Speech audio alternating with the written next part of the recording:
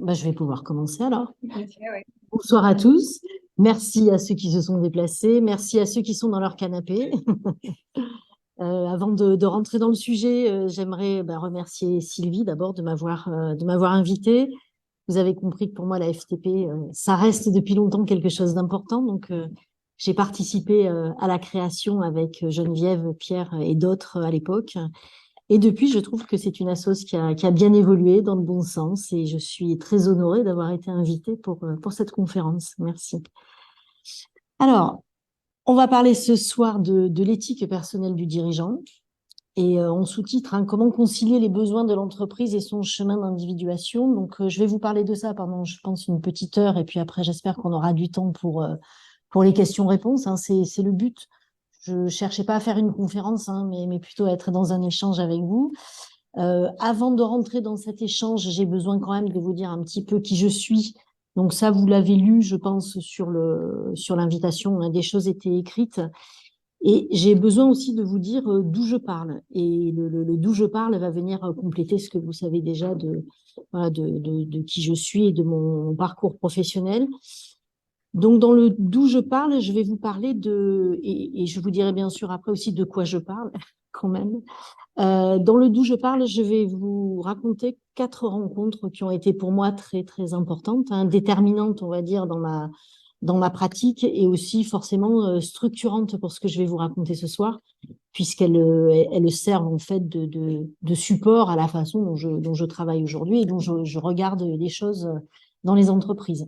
Donc, juste parce que je ne sais pas si vous l'avez, vous le savez, mais donc moi je travaille uniquement, donc je suis psychologue de métier, de formation, coach, et je travaille uniquement dans le milieu professionnel. Je travaille pas en individuel, dans des démarches personnelles.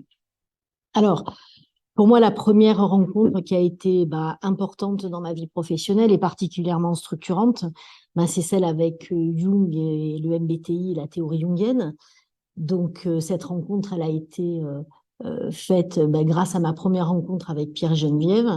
Geneviève, je pense que tu es là au bout, donc je te salue tout particulièrement puisque tu connais bien la suite de l'histoire. Donc, le MBTI, la théorie jungienne, euh, juste pour le petit clin d'œil, hein, j'ai fait 6 ans d'études de psycho et en 6 ans d'études de psycho, on m'avait jamais parlé de Jung, donc je ne savais pas qu'il existait. Donc, j'ai été ravie quelques années plus tard de savoir qu'il avait été quand même un petit peu important voilà, dans l'univers de la psycho. Donc voilà, je suis rentrée dans la pensée jungienne, ça m'a passionnée, ça a changé beaucoup de choses. Alors, avant de dire que ça a changé des choses dans ma vie, ça a d'abord changé des choses dans ma pensée, dans la façon de regarder les choses. Ça m'a conduit après au dialogue intérieur et à ma première formation de coaching que j'ai faite aussi avec Pierre et Geneviève à partir du dialogue intérieur. Alors ça a été un premier temps, on était dans les années 92 à peu près. Et à ce moment-là, je travaillais en entreprise, je travaillais dans un univers dans lequel je faisais des ressources humaines. J'étais responsable d'une cellule qu'on appelait efficience humaine. Et régulièrement, les gens venaient me voir en me disant, toi qui es psy, est-ce que tu peux m'aider à ça? Toi qui es psy, est-ce que tu peux m'aider à ça, etc. Et parfois oui, et parfois non. Et je me suis très tôt et très vite rendu compte de la limite en fait d'une approche psychologique utile, pertinente, parfois, mais pas toujours. Et je me suis dit, il y a quelque chose que je comprends pas ou quelque chose qui m'échappe. Et en tout cas, ce regard psychologisant était pour moi très, très insuffisant. Donc, cette deuxième rencontre, je l'ai faite, alors là, je marque avec la notion d'acteur, mais je dirais avec la rencontre avec la sociologie des organisations, qui est ma deuxième grosse formation.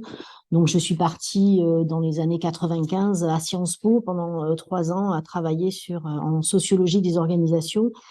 Et ça m'a vraiment confortée dans une idée qui m'habite toujours, qui est une idée de surpsychologisation, hein. Je trouve que on psychologise tout, on psychopapouille beaucoup, et c'est régulièrement très faux en organisation. Donc, ça a été pour moi important. Donc, ces 3 ans, je les ai passés avec des gens comme Renaud Saint-Saulieu, hein, c'est lui que je vous ai mis en photo, mais d'autres, hein, Enriquez, Dejour, Huald, enfin, des gens qui pour moi ont été très, Norbert Alter aussi, qui m'ont pas mal marqué et ouvert l'esprit à autre chose. Le temps encore un petit peu passé, donc je m'étais entre-temps, j'avais créé mon cabinet en 98 à peu près, ouais, je crois que c'est ça mon cabinet, donc et j'étais coach. Je commençais, en tout cas, je débutais et j'ai eu besoin de renforcer en fait ma pratique et surtout la qualité peut-être de mon questionnement, ma compréhension des demandes des clients et notamment de mieux savoir passer du problème posé au problème à résoudre. On va le dire comme ça. Et donc là, je suis partie du côté de la systémique et de Palo Alto, et donc en particulier du côté de l'IGB, hein, l'Institut Gregory Bateson à Liège, où j'ai fait 3 ans de formation aussi pour mieux approcher ces notions-là et savoir mieux utiliser des choses du type du recadrage, l'approche systémique, et là encore, aller moins sur l'individu et ce qu'il est, mais surtout son système relationnel et ce qui se passe autour de lui. La 4e rencontre, et je vais finir par celle-là, elle date pour moi des années 2000 et c'est la rencontre que j'ai faite avec la psychanalyse, avec une approche particulière de psychanalyse qui est la micro-psychanalyse. Et je vous ai mis en photo son inventeur qui est Silvio Fanti. Et donc cela fait maintenant 22 ans que je travaille sur le divan régulièrement, avec une approche qui est particulière. Si ça vous intéresse, je vous en parlerai un petit peu après. Et en tout cas, c'est vraisemblablement pour moi ce qui m'a le plus impacté, parce que forcément, au-delà du professionnel, ça a impacté évidemment ma vie tout court. Voilà, donc d'où je parle, c'est de tous ces points-là, c'est-à-dire d'un regard qui se balade entre le plus psychologique, intra-individuel, intra-psychique, vers le plus sociologique et le plus organisationnel. Et en fonction des moments, des situations, des problématiques, mon regard se promène sur ces différents champs. Voilà.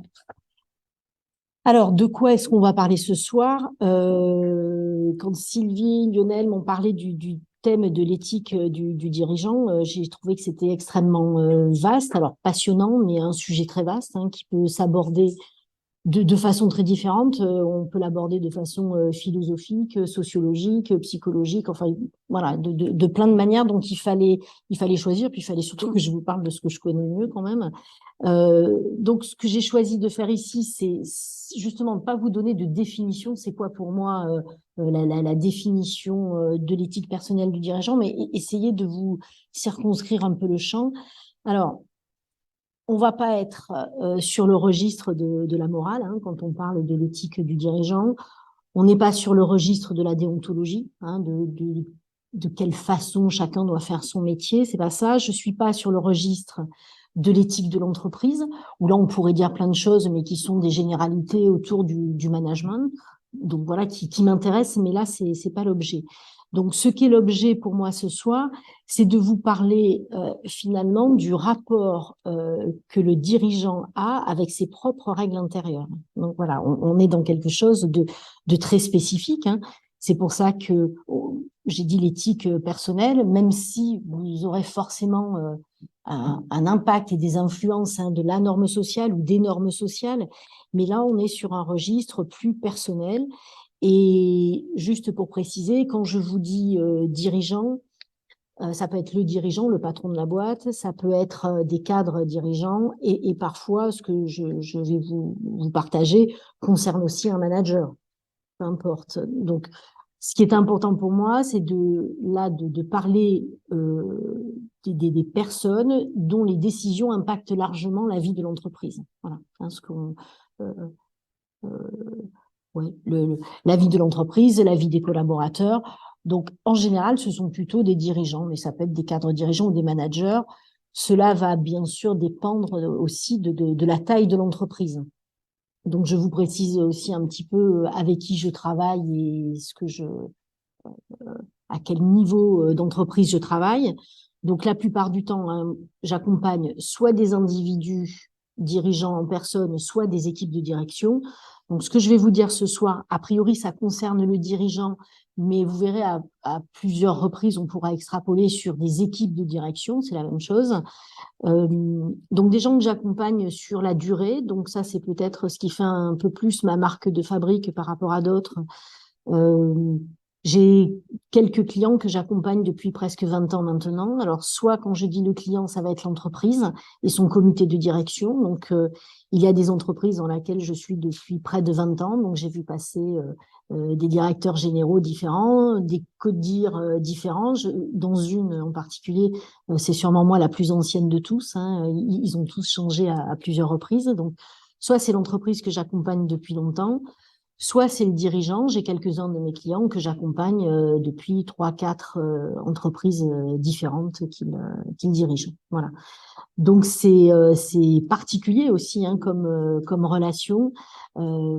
Vous verrez après quand on partagera sur ce que je fais. Ça me permet aussi, parce que avec cela, évidemment, la relation de confiance est très, très importante et très importante, de faire des choses parfois, d'aller tester un certain nombre de choses que je pourrais pas me permettre de faire avec des nouveaux clients ou des clients qui n'ont pas eux-mêmes cette confiance en moi. Alors, qui j'accompagne quand je vous parle de dirigeants? Donc, des hommes et des femmes, mais la plupart du temps quand même encore aujourd'hui plutôt des hommes, même si les femmes sont plus nombreuses depuis 4-5 ans, mais ça reste souvent des hommes. Dans des entreprises qui vont de 40 à 50 000 personnes. Alors, les entreprises de 40 personnes sont vraiment très rares, mais il y en a quelques-unes. Donc là, évidemment, c'est forcément le dirigeant qui est mon client direct. Après, dans des entreprises qui vont jusqu'à 50 000 personnes, ou j'ai quelques entreprises du CAC 40, vous vous doutez que j'interviens pas au plus haut niveau. Donc, je suis plutôt au niveau, on va dire, N-3 à peu près dans ces entreprises-là. En tout cas, pour que vous ayez une idée du scope hein, des dirigeants que j'accompagne, ce sont des personnes qui dirigent ou des entreprises ou des entités de grosses sociétés entre 500 et 2000 personnes. Voilà.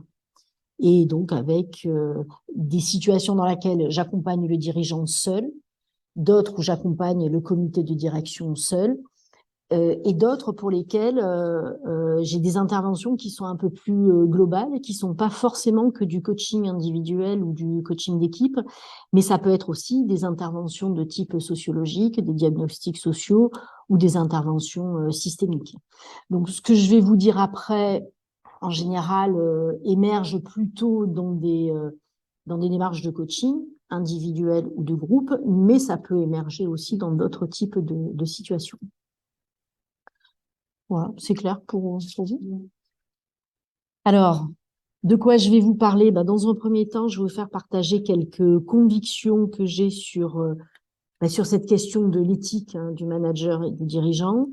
Dans un deuxième temps, je vous partagerai quelques points pratiques hein, autour de l'être et du faire du dirigeant. Et le troisième point, qui est bien sûr, puisqu'on est ici, on va parler de la psychologie jungienne et en quoi la typologie et la psychologie jungienne peut contribuer à développer l'éthique managériale. Voilà, et en conclusion, on partagera quelques résultats et je partagerai avec vous quelques interrogations et j'espère que vous m'aiderez à avancer sur ces sujets-là. Alors, sur le premier point qui est la question de mes convictions, déjà, j'avais envie de vous partager le fait même que c'est un sujet, l'éthique du dirigeant, c'est un sujet, alors pas juste parce qu'on en parle beaucoup, parce que c'est à la mode, c'est un sujet qui, moi, m'intéresse depuis longtemps, mais qui est un sujet, j'ai envie de dire, évident, obligatoire, tout simplement parce que l'entreprise est un lieu social. Donc, un lieu où viennent se tisser des liens. Et à partir du moment où des liens sociaux se tissent, vous avez forcément un univers émotionnel. Donc, l'entreprise, on va dire, est un univers émotionnel. Elle est aussi un univers passionnel. Hein. Les émotions ne restent pas à la porte des entreprises. Et donc, de ce fait, ça va être un terrain qui va réactiver tout un tas de sujets qui sont des sujets qui sont rarement neutres pour les individus. Et dès lors qu'on se met à parler de rapport à l'autorité, rapport au pouvoir, rapport à l'argent, à la rivalité, à la règle, à l'ordre, etc., il y a peu de chances que le dirigeant que j'ai en face n'ait pas quelque chose à voir avec un de ces sujets-là. Voilà, un ou plusieurs de ces sujets-là. Donc on sait que c'est pas neutre. Aller sur ces voies-là, ça va réveiller quelque chose et vraisemblablement quelque chose de l'histoire de la personne que vous avez en face. Donc, moi, mon hypothèse de travail depuis longtemps, c'est que l'entreprise va être, ou peut être, mais plutôt même va être un lieu de réactivation et de peut-être donc de réparation de l'histoire de l'individu. Donc, un certain nombre de choses vont être réactivées. Ça sera l'occasion pour lui peut-être de réparer, ça c'est la version positive, mais ça sera aussi peut-être l'occasion malheureusement de répéter. Et là, bah, quand on répète, on nourrit, on entretient la névrose. Mais voilà, donc tout est possible. Et c'est ce qui fait que on retrouve tellement de choses en ombre et lumière. Hein. L'entreprise, le travail, c'est un endroit où on peut s'épanouir, vivre de grandes joies, beaucoup de plaisir, de désir, de jouissance, mais on peut aussi y souffrir beaucoup. Voilà. Donc, tout est possible parce que c'est un terrain qui est, enfin, c'est brûlant, quoi. Voilà. Ça ne parle que de sujets qui sont brûlants. La deuxième chose qui, pour moi, fait que c'est un lieu qui peut être brûlant, c'est que c'est aussi un lieu de contradiction, hein. Un lieu de contradiction, de paradoxe. On doit aller dans un sens, on doit aller dans l'autre, et on vit en permanence au milieu de ces paradoxes et de ces contradictions. Et il n'est pas facile pour tout le monde de savoir sortir de ça. Alors, il y a un autre point qui me semble important, c'est aussi le travail est un lieu de flou, d'incertitude et de complexité. Alors, donc ça, c'est quand je vous dis ça, c'est avec une lorgnette qui est un peu plus sociologique. Bon, je vais vous dire une évidence, mais qu'il faut prendre en compte. Hein. Il y a des écarts qui sont d'ailleurs, je pense, de plus en plus importants entre ce qui est prescrit, ce qui est décrit, ce qui a été formalisé, ce qu'il y a dans les process, dans les logiques, dans les règles, dans tout ça. Tout ça, c'est écrit, c'est formel. Mais après, vous avez la réalité du travail et la réalité de ce que vivent les gens tous les jours. Et cette réalité-là, elle s'éloigne évidemment de tout ce qui a été prescrit. Donc, vous avez forcément des espaces, là, des interstices dans lesquels le manager, le dirigeant, va faire des choix, va jouer, il va se mettre à occuper l'espace, il va se mettre à jouer ses règles, il va proposer un certain nombre de choses, il va occuper l'espace. Donc, dans cet espace-là de flou et d'incertitude, quel choix va-t-il faire? Voilà. Et, euh, et je dirais qu'en plus, si on regarde la situation actuelle, cette notion de complexité augmente tous les jours.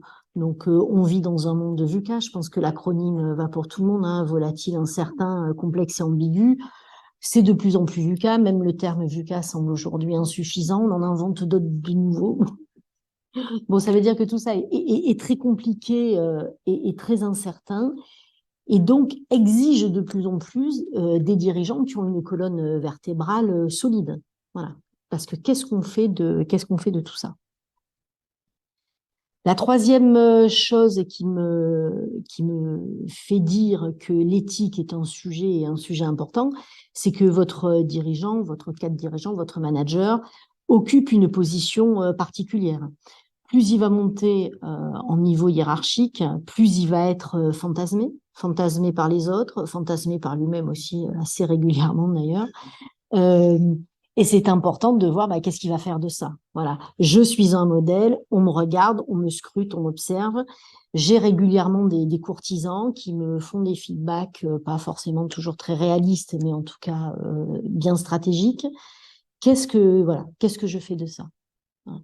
Donc, c'est une position qui est à la fois une position de puissance, euh, mais qui est aussi une position dans laquelle on se met en risque. Donc, est-ce que votre dirigeant arrive à trouver le juste équilibre entre je me mets au service de ce collectif, mais je n'en deviens pas esclave? Comment je suis puissant, mais sans être comment je peux dire, despote, voilà, je ne trouvais pas mon mot, merci. Il y a toutes ces questions-là qui vont se poser. Il y a la question aussi de la contagion émotionnelle. Hein. On sait tous que voilà, les émotions sont globalement contagieuses, mais quand elles sont portées par le leader, par le dirigeant, elles sont d'autant plus contagieuses. Donc, qu'est-ce qu'on va faire de ça? Et vous avez aussi, et je vais finir avec ça, là on parlait du dirigeant, mais cette question de la position particulière et du fantasme est portée aussi par toutes les équipes de direction.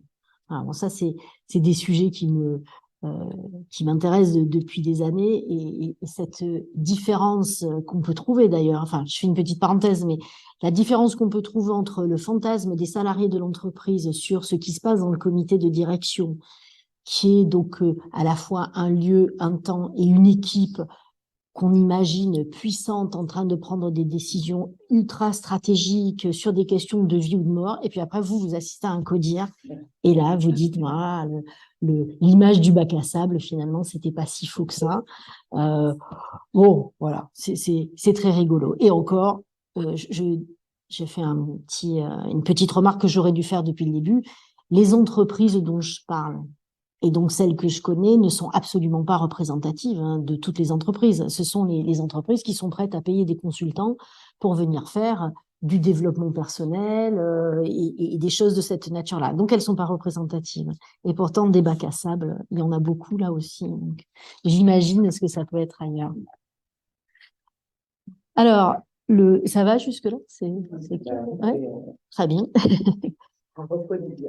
Oui, ça vous parle. Alors, la deuxième de mes convictions, hein, donc après, en quoi c'est un sujet, là, je pose la question avec vous, où est-ce qu'elle se joue, cette éthique? Alors, d'abord, ça va prendre corps, l'éthique, à la fois dans l'être et dans le faire du dirigeant au quotidien. Et j'insiste sur le faire, parce que souvent on pourrait être tenté, parce qu'il est question d'éthique, parce qu'on est sur le registre de l'intra-individuel, au départ, d'être plus dans l'être. Mais ce n'est pas qu'une histoire d'être, c'est aussi une histoire de faire. Et donc, ça va se jouer à la fois dans l'individuel, dans l'inter-individuel, comme dans le collectif. Et enfin, à titre d'exemple, hein, c'est comment le manager va mettre en acte, hein, le management dans le quotidien, comment il va animer, piloter, communiquer, évaluer, sanctionner, recruter, gérer des conflits. Tout ça est nourri de décisions qui sont prises par quelqu'un, là encore, dont on espère qu'il sera le plus éthique possible. Ça se pose aussi dans la façon dont il va soutenir ses collaborateurs, dont il va donner des signes de reconnaissance. Ça se pose aussi dans la façon dont il prend le risque de la délégation. Donc, je dis volontairement le risque de la délégation et du partage. Ça va être aussi exprimé dans sa volonté de construire une équipe. Alors ça, c'est aussi un sujet qui m'intéresse beaucoup, parce que vouloir construire une équipe, faire du collectif, aujourd'hui développer de l'intelligence collective, c'est énormément de discours. Voilà, énormément de discours, parce qu'on ne peut pas dire autre chose aujourd'hui. Quel serait le cinglé qui irait dire « je veux travailler seul », je veux une équipe qui s'entend pas, qui est non cohésive, et puis surtout, je vais souffler sur les braises pour que ce soit un peu plus conflictuel. Donc, personne ne vous raconte ça. On va dire, allez, 99,99% des managers vont vous parler de coopération, d'intelligence collective, de partage, de délégation. Ça, c'est ce qui est dit, mais profondément, jusqu'à quel point ils le veulent vraiment. C'est pas si simple que ça, hein, parce que être réellement dans un travail de coopération et d'intelligence collective, ça se fait pas en 5 minutes, c'est très compliqué, ça coûte cher sur tous les registres, ça coûte cher aux dirigeants, et voilà, c'est un gros risque. Donc, entre le dire et le faire, y a un petit peu d'écart là encore. Et sur la question des actes managériaux, je vais vous donner un petit exemple pour que vous voyez après comment ça va orienter ma pratique et ce sur quoi je travaille. Il y a un acte managérial qui, pour moi, est très, très important et très significatif, hein, de l'éthique du dirigeant. Ça va être la sanction. En fait, que se passe-t-il pour le dirigeant quand il doit sanctionner. Et si je vous prends cet exemple, c'est parce que je vais vous partager un cas réel. Donc, de temps en temps, je vous donnerai des cas. Alors, je ne vous donnerai pas trop d'éléments de contexte pour que ce soit pas reconnaissable et puis ça n'a pas trop d'intérêt. Mais là, en tout cas, c'était au cours d'un coaching de dirigeants. Donc, chez moi, les coachings, ça dure à peu près 1 an sur une dizaine de séances et je travaille en séance longue de 3 heures.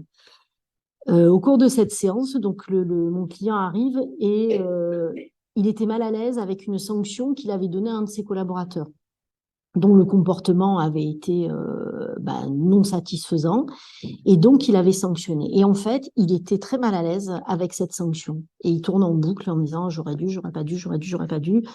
Et moi, ce qui me questionnait, c'était surtout, alors vu de l'extérieur, c'était la sévérité de la sanction. Et donc, on a passé quasiment toute la séance, hein, c'est-à-dire quasiment 3 heures, à essayer de voir, mais qu'est-ce qui s'était joué pour lui. Et en fait, le résultat de cette séance, c'était de dire, finalement, cette sanction, elle n'avait pas joué son rôle de sanction. Parce qu'une sanction, ça doit transformer une situation individuelle et délicate en une solution, une réponse collective pour l'entreprise. On doit pouvoir en tirer des enseignements, on doit poser de nouvelles règles, un nouveau cadre, etc. Et donc lui, il venait de se rendre compte que c'était pas ça en fait qu'il avait mis en œuvre, que ce qui lui avait fait choisir cette sanction et ce niveau-là de sévérité, c'était juste sa déception. Voilà, c'était une blessure. Voilà, il avait été déçu. Ce collaborateur sur lequel il projetait autant de choses avait été décevant. Voilà. Donc, vous voyez, c'est pas la même chose de sanctionner parce que on est sorti du cadre que de sanctionner parce que je suis blessé et déçu en tant que dirigeant parce que parce que tu as pas été à la hauteur de toutes mes attentes. Donc, quand je vous parle d'acte managérial, je suis plus sur ce registre-là. Je suis pas sur comment on parle à l'autre quand on fait une sanction. Donc ça, c'est des pratiques managériales. Ça peut m'intéresser aussi par ailleurs, mais c'est pas de ça dont je vous parle ce soir. Voilà. Il y a un autre sujet aussi qui est très récent parce que j'en ai entendu parler. Donc hier, j'étais avec une équipe que j'accompagne et avec le comité de direction. Et il y a eu tout un temps là où je les ai entendus discuter de l'infidélité des jeunes. Donc alors les jeunes, les jeunes, la grande flemme, je vous ai entendu en parler tout à l'heure. Hein. Bon, là, la question était celle de ils sont aujourd'hui infidèles. Ils viennent consommer l'entreprise, on les forme, on investit, et maxi, 4 ans après, ils sont déjà partis. Et ce qui m'intéressait en les écoutant parler hier, c'était qu'en fait, au moins pour le patron, il était sur un autre registre. En fait, il était dans la trahison. C'est-à-dire, ils nous quittent, ils nous trahissent. Voilà. Et on avait beau répéter, oui, mais d'un point de vue sociologique, actuellement, la norme sociale, ce qu'attendent ces populations un peu plus jeunes, c'est de vivre des expériences et elles vont passer 4 ans là, et puis 3 ans là, puis 2 ans ailleurs, puis elles vont partir au bout du monde et c'est comme ça aujourd'hui qu'elles se nourrissent. Ouais, mais quand même, hein, c'est une trahison. Hein. Ils s'étaient engagés, etc., etc. Donc, vous voyez, c'est pour moi, pardon, le manque de loyauté, voilà. Et c'est sur ces registres-là qu'il va falloir retravailler avec le dirigeant pour qu'il soit lucide sur ce qu'il est en train de faire. Alors, la question de comment se construit l'éthique du dirigeant, donc vous vous doutez bien, hein, c'est pas une donnée de départ, hein, c'est la résultante d'un processus euh, qui se construit sur un temps long. Voilà, alors on reviendra après là-dessus, mais donc si on part de l'idée hein, que manager, que diriger, c'est incarner la loi, c'est donner un cadre, il est évident que le manager, le dirigeant lui-même doit être assez clair avec sa relation au cadre et à la règle. Si on se dit que manager, diriger, c'est donner du sens aux autres et se débrouiller pour leur donner envie de vous suivre, vous avez intérêt vous-même en tant que dirigeant à être un peu plus clair, pas totalement, mais au moins un peu plus clair sur le sens que vous donnez à votre mission. Voilà. Donc ces sujets-là, pour moi, ils sont vitaux, quoi. C'est impératif pour un dirigeant de s'être posé ces questions-là. Alors, comment est-ce qu'elle se construit cette éthique? Alors, moi, j'ai envie de dire avec des choses simples au départ, hein, dans la conscience et dans la lucidité. C'est-à-dire, est-ce que votre dirigeant est conscient de ce qui se rejoue pour lui? Est-ce qu'il est conscient de ce dont je parlais tout à l'heure, hein, de ce que la, la situation professionnelle dans laquelle il est aujourd'hui, qu'est-ce que tout ça vient réactiver chez lui? Voilà. Et je vous ai mis cette image, alors je ne sais plus qui avait dit ça et ça m'avait vraiment marqué. Et c'était cette image du filet. Voilà. Est-ce que la personne est consciente de tout ce qu'elle embarque dans son filet? Je ne sais pas si c'est clair quand je vous le dis, mais je vais peut-être vous donner un exemple. Alors, euh, un exemple particulier parce qu'il a l'air un peu, c'est presque trop beau pour être vrai, mais il est vrai. Donc c'était il y a au moins une quinzaine d'années. Donc j'ai accompagné un dirigeant qui était homosexuel. Donc à une époque où c'était peut-être moins facile à vivre qu'aujourd'hui. Ce qu'il y a eu de particulier, c'est qu'à notre première séance, donc on se découvre, on se parle. Je pense que dans les 3 premières minutes, il me le dit. Bon, ok, j'entends. Mais surtout, il rajoute, et tu sais, c'est vraiment un secret. Je te dis ça parce que j'ai confiance en toi. Alors, toujours très étonnant quand c'est la première séance, voire dans les 5 premières minutes quand même. Donc, l'alliance thérapeutique avait été très rapide. Voilà, je te le dis, c'est un grand secret. Et ce qui est important que tu saches, c'est que personne dans l'entreprise ne le sait. Et donc, il me parle, mais on n'est encore que dans le stade de la présentation. Il me parle de toutes les stratégies qu'il a mis en œuvre depuis des années pour cloisonner sa vie, pour jamais être invité en dehors du boulot à un repas où on emmène les conjoints, les sorties, tout ça. Tout était évité parce qu'il fallait cacher ça dans sa vie. Ok, bon, j'entends. Et on avance, et au fur et à mesure, de séance en séance, en fait, le sujet qui revenait était toujours le même, c'est-à-dire, il ne savait pas avoir de relation dans l'entreprise autre que conflictuelle, autre qu'agressive, autre que confrontante. Et en fait, plus on avançait, plus on comprenait ensemble, parce qu'en me le racontant, puis évidemment avec le questionnement du coaching, il était en train de se rendre compte qu'en fait, une stratégie qu'il avait même pas, qu'il avait pas du tout identifiée, était d'être en permanence dans la survirilité, toujours. Voilà. Donc, vous voyez, quand je dis le filet dans lequel on embarque les autres, en fait, ce qui l'a fait évoluer sur sa façon de gérer les relations, c'est qu'à un moment, je lui ai dit, mais es-tu conscient qu'en fait, tu fais payer à ton environnement professionnel un aspect de ta vie qui est douloureux pour toi et que pour le moment, tu n'as pas assumé, mais ça te fait faire des choix qui sont douloureux pour tout le monde. Vous voyez, donc, l'histoire du filet, c'est ça. C'est qu'est-ce qu'il y a dans mon histoire, dans ce que je suis et dans ce que je n'ai pas encore réglé et assumé, qui vient impacter, mais qui impacte, là en tout cas dans cet exemple-là, qui impacte très très largement, tous les jours dans quasi toutes les situations. La deuxième chose, la lucidité, c'est, j'adore le mot de autoduperie, ça me fait rire ce mot. Et il y a beaucoup de gens qui sont dans l'autoduperie. Et plus on monte en niveau hiérarchique, plus le risque de l'autoduperie est important. Alors, vous avez aussi, dans la façon de construire son éthique personnelle, vous avez comment la personne a repéré ses peurs. Alors, les grandes peurs, les classiques, hein, de pas être aimé, être insignifiant, être contrôlé, être exclu. Voilà, est-ce que la personne a réfléchi à ça? Est-ce qu'elle a travaillé là-dessus?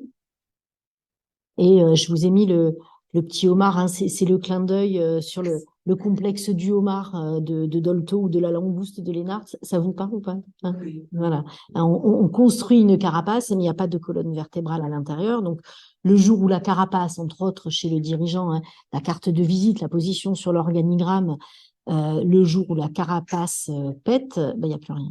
Il n'y a plus rien derrière. Alors, ce qu'on va regarder maintenant ensemble, c'est plus en termes de pratique. Donc, comment je travaille autour de ces questions de l'être et du faire du dirigeant. Et finalement, comment je questionne alors ceux qui travaillent le dirigeant. Voilà. Qu'est-ce qu'ils travaillent? Euh, alors, la première chose qui, je pense, est évidente pour tout le monde, hein, l'éthique du dirigeant n'est pas un sujet d'intervention. À aucun moment, vous avez un client qui va vous appeler pour travailler sur son éthique. Alors, si ça se faisait, d'ailleurs, ça pourrait se faire peut-être un peu plus maintenant. Je serais quand même vigilante sur une demande comme ça, qui pourrait être aussi le même genre de demande que quand on me dit en urgence, je veux créer de l'intelligence collective dans un séminaire en 2 jours, ou je veux créer de la cohésion parce qu'on va aller ensemble au bowling, enfin, ce genre de choses. Donc, l'éthique du manager ou du dirigeant, bon, voilà, c'est pas un contenu, c'est quelque chose qui va émerger, euh, qui va se construire au fil du temps, et on mettra peut-être même pas forcément le vocable d'éthique personnelle du dirigeant, mais c'est là-dessus en fait qu'on travaille. Alors, je suppose que pour moi comme pour vous, ce sont toujours les mêmes demandes qu'on a en coaching en général. Enfin, moi, j'ai des coachings de prise de poste, développement de mon leadership, développement de l'efficacité individuelle ou collective, développement de la cohésion, etc., etc. Donc, des classiques sujets de dirigeants, mais qui, à un moment, arrivent à ces questions-là qu'on va pouvoir après regrouper, nous, dans notre réflexion, sous le vocable d'éthique personnelle du dirigeant. Alors, ce que je fais, je pense comme vous, je crée un espace-temps pour les dirigeants, déjà qui va permettre de parler, parce que voilà. Alors, c'est l'avantage, en tout cas moi dans ma pratique de séances longues, séances de 3 heures, je dirais pour moi la première demi-heure, voilà, c'est la première demi-heure où bon, alors, toute la séance, on va laisser advenir un certain nombre de choses, mais là, on parle, on vide le sac, ok. Après, euh, pour moi, le travail, c'est vraiment un travail de questionnement. C'est avoir des questions pertinentes pour amener votre coaché à aller chercher ce qu'il a à chercher à partir des questions qu'on lui pose. C'est aussi un travail pour faire des liens, et là notamment sur les sujets dont on parlait tout à l'heure, les liens entre la situation que je vis aujourd'hui et celle qui est en train de se rejouer de mon histoire personnelle, jusqu'à quel point il arrive à faire des liens. Le but aussi, c'est de nourrir aussi bien le corps, la tête et le cœur dans ces séances de coaching. Comme là, je vous dis, je pense, des banalités autour du coaching, je veux juste insister sur quelque chose sur laquelle je pense que je reviendrai après, c'est sur nourrir la tête. Alors, je pense qu'on n'est pas forcément tous d'accord sur ces sujets-là. Après, moi, je suis aussi comme je suis quelqu'un de très mental. Et je pense qu'il est vital pour les dirigeants de nourrir aussi leur savoir. Voilà. Donc, je pense qu'il y a beaucoup sur, notamment sur le registre dont j'ai parlé au début, de la systémique, de la sociologie des organisations. Il y a une très grande méconnaissance de la plupart des dirigeants. Donc, je pense que c'est important aussi de leur faire partager des contenus. Voilà, il y a des choses à savoir, tout simplement. Donc, il va y avoir donc des temps de compréhension intellectuelle, des temps de confrontation intérieure, des temps où on va expérimenter des situations, on va parler des résonances émotionnelles. Enfin, voilà, je vous ai mis ça en cercle parce que tout se fait à certains moments en fonction de ce que la personne apporte. Je n'ai pas une méthodologie particulière de la séance va se dérouler comme ça ou comme ça. Alors, donc pour moi, ce qui va être important, la première chose, donc c'est de lui faire reprendre conscience que son histoire n'est pas neutre, et au travers de ces prises de conscience-là, de découvrir à la fois ses zones de vulnérabilité, ses zones de fragilité, et de lui faire prendre conscience aussi de ce qui cherche à se réparer. Alors, je dis pas de ce qu'il cherche à réparer, parce que ça voudrait dire que c'est conscient et que c'est un projet, mais c'est pas comme ça que ça se passe. C'est qu'est-ce qui cherche à se réparer de ton histoire en ce moment dans le travail. Voilà. Ça, c'est des choses qui vont arriver parce que la personne se raconte. La deuxième chose, bien évidemment, ce sont ces modes de fonctionnement. Donc, je passerai pas un temps trop long à vous dire tout l'intérêt que la personne connaisse son type psychologique, ses fonctions dominantes et peut-être surtout pour ceux qui connaissent la dynamique des fonctions, donc l'axe vertical, hein, dominante inférieure, je pense que je pourrais résumer ça, c'est l'histoire de notre vie à tous. Donc, enfin, si on passe à côté de ça, on passe à côté de quelque chose de très important. Alors, dans les choses qui m'interpellent beaucoup, c'est toutes ces tentations, hein, que vont avoir les dirigeants. Donc là, ça va être vraiment plus les dirigeants que les cadres dirigeants ou les managers. Vraiment celui qui est dans cette position de numéro un, et notamment la tentation du narcissisme, hein, donc qui va pousser l'individu à consacrer son temps au seul service de la construction de son image, à la satisfaction de ses propres besoins avant les besoins de l'entreprise. Donc là, le narcissisme, hein, c'est en lien avec l'ego, c'est extrêmement stimulé par le discours des courtisans. Et bon, voilà, il y a plein d'exemples dans l'actualité, hein, de grands patrons, voilà, sûrement avec un ego surdimensionné allant jusqu'à l'hubris peut-être. Voilà, la deuxième tentation pour moi, c'est la territorialité. C'est ce qui va pousser les individus à mettre de l'énergie dans la défense des territoires, dans la rivalité, et finalement, en mettant son énergie là-dessus, bien qu'on puisse avoir par ailleurs un discours sur la coopération, en fait, quand vous regardez ce qui se fait, c'est plutôt là-dessus que l'énergie est mise. Donc ça, c'est vraiment une tentation importante. Une autre est la jouissance, hein.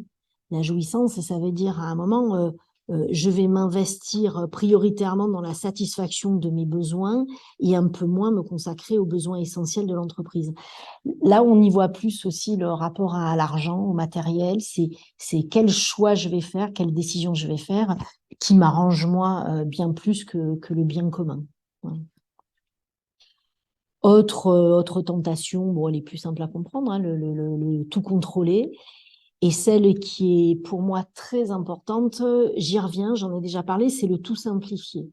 Et pour moi, dans le tout simplifier, donc c'est traiter des problèmes complexes comme s'ils étaient compliqués. Donc moi, ça c'est un sujet qui m'importe beaucoup aussi, hein, le compliqué par rapport au complexe.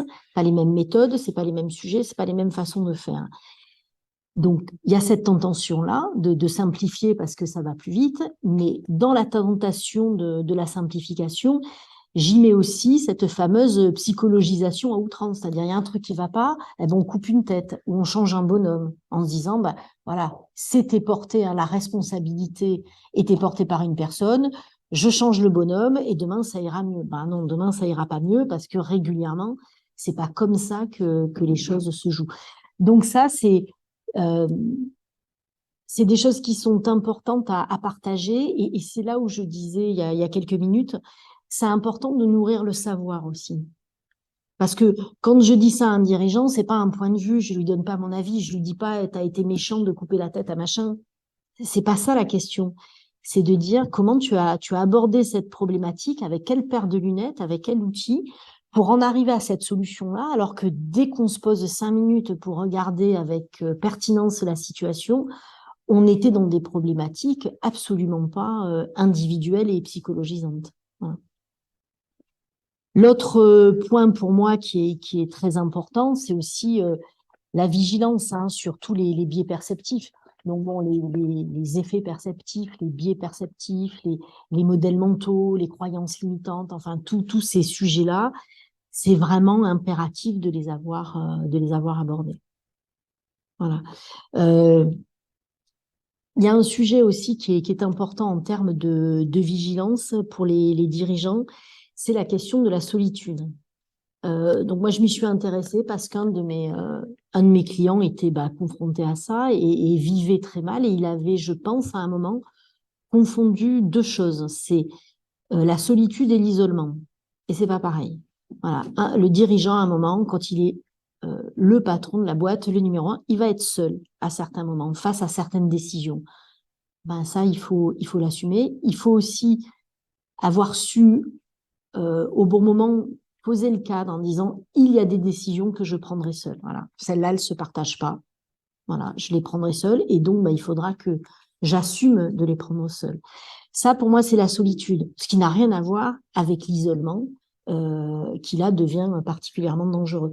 Donc ça aussi, c'est des notions sur lesquelles, bah, je dirais là encore, enfin, je réinsiste, hein, j'ai pas un programme où je dis séance 1, on va parler de la solitude, séance 2, des biais perceptifs, etc. C'est évidemment à partir de ce qui est amené et de quels sont les sujets sur lesquels il y a de la souffrance pour eux, il y a de la difficulté. Voilà, on va tirer ces fils-là.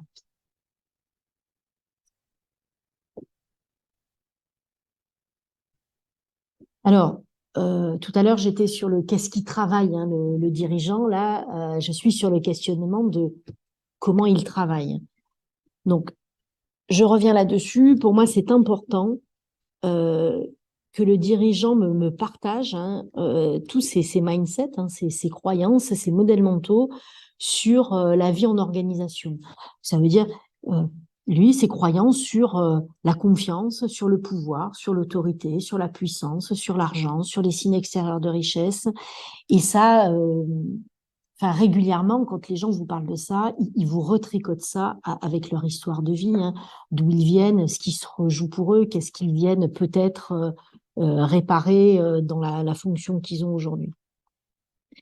L'autre point qui me semble très important, c'est jusqu'où votre dirigeant impacte, enfin pas jusqu'où, c'est comment il impacte son système organisationnel et notamment là sur la question de la sécurité. C'est-à-dire, est-ce que par son intervention, il crée de la sécurité chez ses collaborateurs ou est-ce qu'au contraire, par ses interventions, par ses choix, par ses décisions, par ses non-décisions, par son manque de clarté, il génère de l'insécurité. Et ça, enfin bon, je pense qu'on passe tous hein, d'une entreprise à une autre, on voit ça. Il y a des univers et des organisations dans lesquelles on sent que c'est d'aplomb, quoi. C'est droit. Déjà, les règles de vie, la façon dont elles sont respectées, la personnalité du dirigeant, tout ça, c'est, voilà, ça crée confort et sécurité.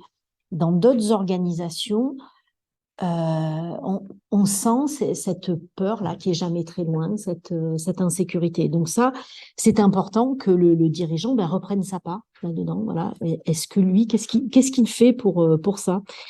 Et notamment, enfin, pour moi, il y a des sujets sur lesquels j'aime beaucoup les faire travailler parce que je pense qu'ils sont importants. C'est euh, jusqu'où le dirigeant va mettre son organisation sous pression parce qu'il doit lui-même répondre à des objectifs sur lesquels il est attendu. Voilà.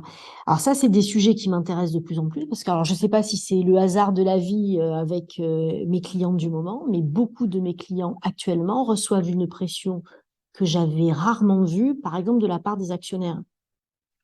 Et à un moment, on peut se poser la question, mais pourquoi il ne dit pas que c'est pas possible? Et on va s'embarquer sur des choses dont on sait très bien que ça sera impossible en mettant un niveau de pression mais énorme sur le comité de direction et après en cascade sur tout le monde. Voilà, moi, ça me pose des questions. Voilà, je le juge pas, hein, d'ailleurs, qui je suis pour juger ça, mais ça, vraiment, ça m'interpelle. Donc ça, c'est des questions sur lesquelles on revient régulièrement. Donc voilà, nourrir le savoir, la pensée, je l'avais déjà dit, donc voilà, c'est important pour moi,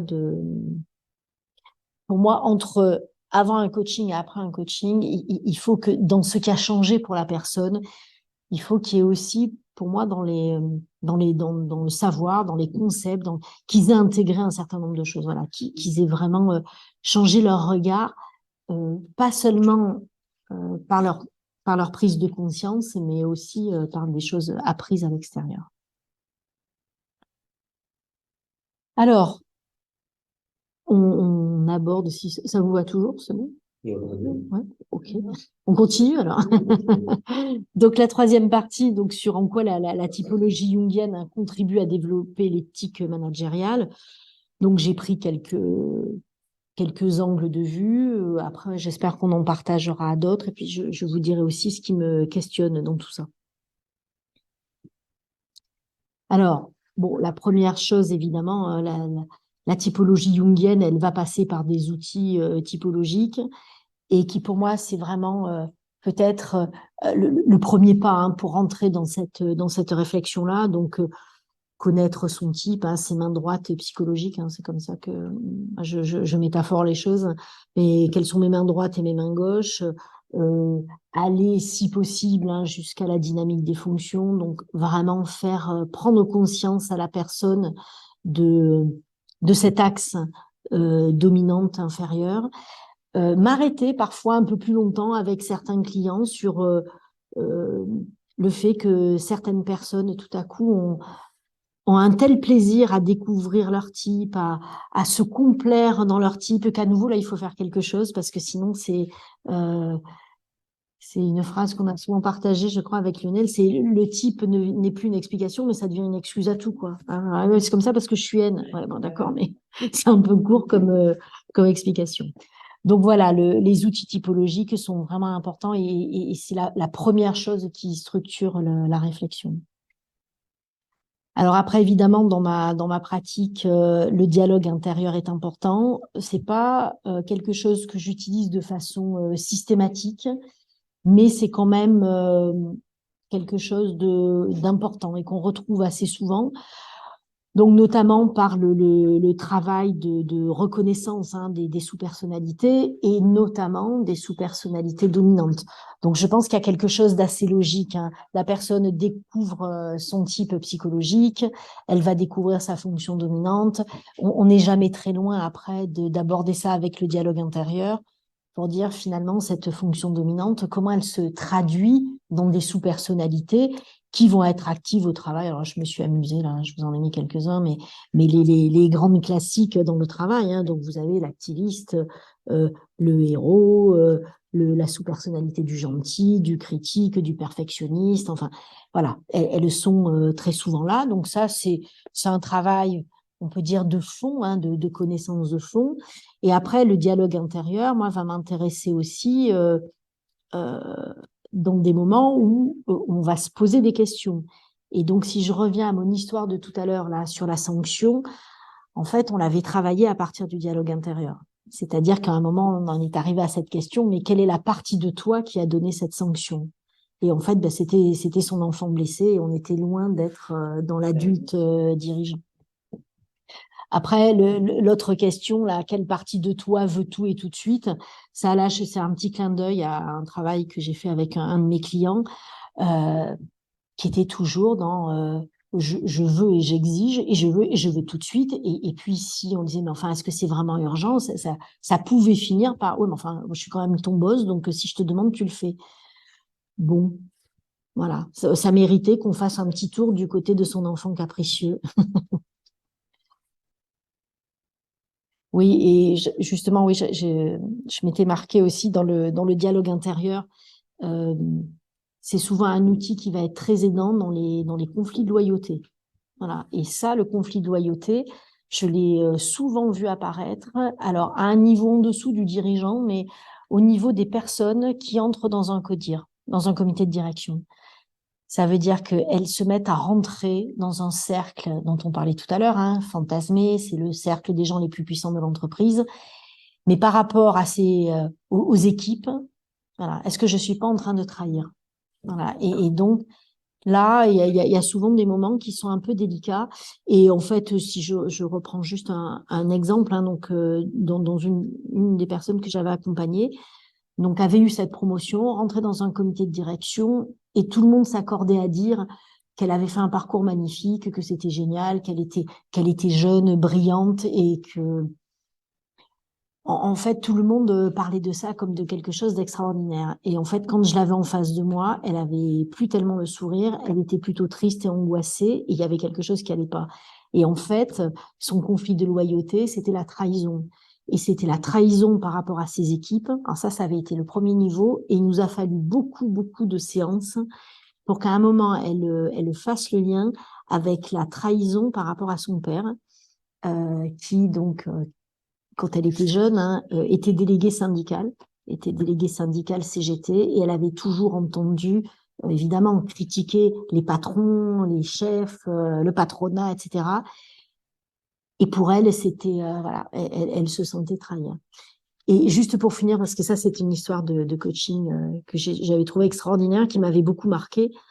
En fait, au bout d'un an de coaching, elle m'a avoué quasiment à l'avant-dernière séance qu'elle avait toujours pas dit à son père qu'elle était devenue directrice. Et donc, on s'était gardé la dernière séance pour quand elle aurait réussi à avouer, vous vous rendez compte, à avouer qu'elle était devenue directrice. Voilà, la séance d'après. Donc, ça avait été un travail intéressant, mais donc là, on était parti aussi par le dialogue intérieur. Alors, il y a un sujet qui me passionne aussi. J'ai beaucoup de sujets qui me passionnent. C'est celui des archétypes. Et alors, je ne sais pas si vous étiez là l'année où Bertrand Eveno avait fait sa conférence sur les archétypes. Et alors, il n'est pas là, mais je pourrais le remercier d'avoir libéré quelque chose chez moi, parce que c'est un sujet que je rêvais de travailler en entreprise. J'avais des choses qui me sautaient aux yeux, mais je n'y arrivais pas, j'osais pas, je me sentais pas. Enfin, je me demandais si c'était légitime d'aller travailler ça quand on était consultant, voilà, travailler ça en entreprise. Et donc, quelque chose s'est libéré et je l'ai fait. Et c'est assez extraordinaire. Et donc, pour moi, la question sur les archétypes et le dirigeant, là, et l'éthique du dirigeant, c'est est-ce que le dirigeant a conscience déjà de l'archétype de l'entreprise? Voilà. Il y a des entreprises dont les archétypes sont sur le registre, ça peut être le sport, ça peut être la famille, ça peut être la guerre, peu importe. Mais est-ce qu'il a conscience de ça? Qu'est-ce qu'il en fait? Et après, lui-même, est-ce qu'il n'est pas parfois pris par certains archétypes et jusqu'à quel point il va pas trop loin? Voilà, l'archétype, ça doit donner une énergie. C'est pas fait pour être prisonnier de cet archétype. Donc c'est vraiment là pour inspirer, mais pas pour qu'on se prenne pour lui. Voilà. Alors, évidemment, après, on ne peut pas parler de la psychologie jungienne, évidemment, sans parler du chemin d'individuation. Et donc, pour moi, finalement, toute cette réflexion sur l'éthique du dirigeant, c'est le questionnement sur son chemin d'individuation. Voilà. Qu'est-ce que...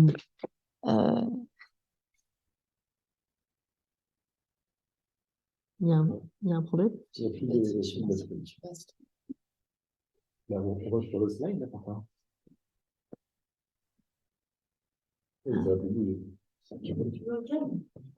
Qu'est-ce que...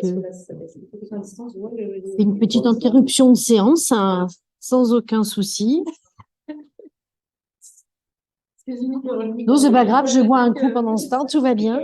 Il y a un petit amendement là. Oui. Bon, si ça revient pas, je vous fais un 49.3 et je continue, que vous soyez d'accord ou pas.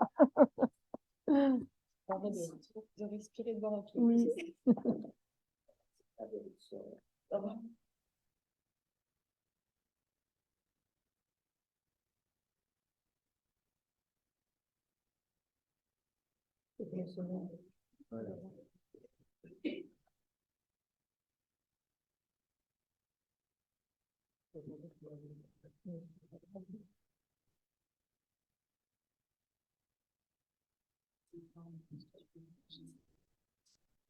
Je sais pas, j'ai pas accès puisque tu sais, le OneDrive, ça synchronise pas.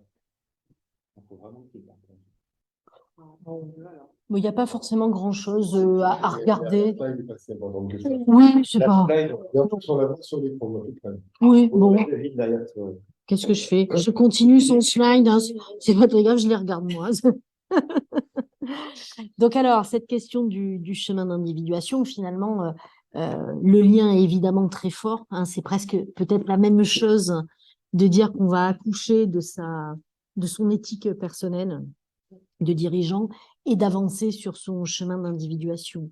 Donc, devenir qui je suis et laisser émerger ma personnalité en étant libéré, alors le plus possible, hein, des injonctions qu'on a reçues et pouvoir se réaliser avec ça. Alors, quand on parle, enfin en tout cas si j'ai compris le chemin d'individuation, cette grande complexité jungienne, mais en tout cas je pense que c'est un processus, c'est pas un état. on n'est jamais au bout du chemin, on n'a jamais terminé. C'est quelque chose qui est fondamentalement solitaire, mais dans laquelle on peut aider le dirigeant à avancer. Et pour moi, ce qui va être important, c'est déjà d'amener le dirigeant à accepter la nécessité de se développer et d'aller sur ce chemin d'individuation. Et pour moi, ce en quoi ça peut être aidant, je pense, c'est déjà l'aider dans la gestion de ces paradoxes. Alors, j'aime beaucoup travailler sur les paradoxes, et il y en a un qui, pour moi, est particulièrement important, qui est que le manager ou le dirigeant, il doit tenir dans la durée. Et la vie est longue. Professionnellement, elle va l'être encore plus, là. Donc, la vie est longue. Et pour moi, il y a un paradoxe qui est très important, qui est ce qui m'a fait gagner me fera perdre. Voilà. Donc, quand on connaît la théorie jungienne, on a envie de se dire c'est une évidence, mais c'est pas si évident que ça pour votre dirigeant. Ça veut dire qu'en général, il a commencé, s'il en est là, souvent il a été plutôt dans un parcours de réussite. On lui a reconnu un certain nombre de choses. Il est arrivé jusqu'à un certain niveau pour ça et grâce à ça. Et il va y avoir un moment où s'il est trop sur ce registre-là, il va se mettre à perdre. Donc, il va impérativement devoir développer le contraire, donc l'ombre de tout ça. Et il va falloir déjà le lui faire accepter.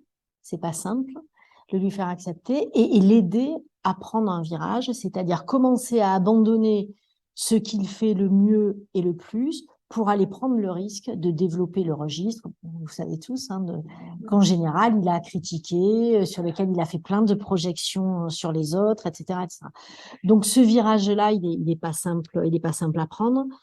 Il y a un autre moment qui est délicat et qui est un peu du même ordre, c'est le moment des deuils et dans les deuils les plus classiques des parcours de dirigeants, c'est le deuil de l'expertise. Et à un moment, t'es numéro 1, t'es dirigeant, t'es plus là pour être expert. Et si tu continues à vouloir l'être, c'est-à-dire à commencer par te mêler de tout, alors que c'est vraisemblablement pas ton job quand t'es patron d'un comité de direction, t'es plus là pour être un expert. Mais surtout, l'énergie que tu mets à ça, tu la mets pas ailleurs. Et régulièrement, tu prends un risque à vouloir réussir comme dirigeant et être encore l'expert que tu étais avant. Donc, voilà, la gestion des paradoxes, le deuil, travailler à la souffrance parce que je pense, je sais pas ce que vous en pensez, mais qu'il n'y a pas de chemin d'individuation sans souffrance.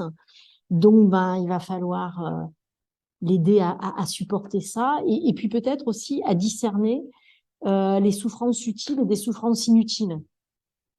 Je pense que il y a des souffrances nécessaires et qui font avancer. Il y en a d'autres qui sont pas très utiles et qui sont qui sont les moments où on se fait mal peut-être inutilement. Donc voilà, essayer de lui faire discerner tout ça.